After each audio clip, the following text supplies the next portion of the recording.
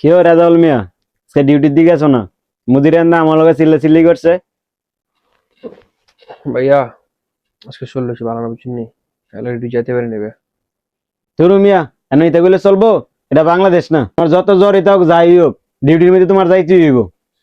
নাজুল ভাই, পুরোটা জ্বর আইছিল, ডিউটিতে কেমনে যাইব? আমি একটু মজুরি বুঝে কর না। তো জ্বর আইলে সারাদিন মোবাইলে কথা কয় কেমনে? শামিম ভাই, আমি তো বেশি কথা কই না তো ভাই, আমার বাড়িতে না বন্ধু ছিল, এরা টেনশন করতেছে লাগে ভাই, বাইক কথা হয়েছিলাম। স্বামীন ভাই বেড়াই গেলে বাড়িতে কথা হইতো না? নাজমুল ভাই, আপনি একটু মুদিরে বুঝাই কইে না।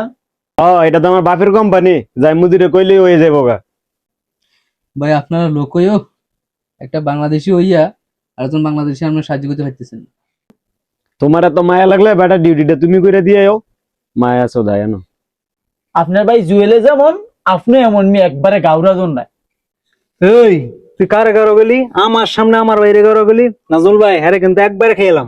এই জুয়েল তুই চুপ কর। এই সজীব, তুমি তো কাজটা একবারে ভালো করো নি। কেরে আপনি কি করবেন? তোর আমি আজকাই খাইছি। এই মিয়া, রুমাইছে যে শুক্র আসছে নইছে মিয়া, তুমি হে হে নতুন না, তুমি নতুন কাঞ্জি মানজি আছে মানো মিয়া।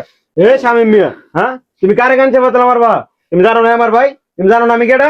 তুমি আমার হেডা মিয়া। তোরা সব মিলে রইছস না? কালকে আমি মুদির রুম আনতাছি। তোমার যে আর মন চায় হেরে এনে লও যাও। আপনি যদি পারেন কোম্পানি মানে কি লেন?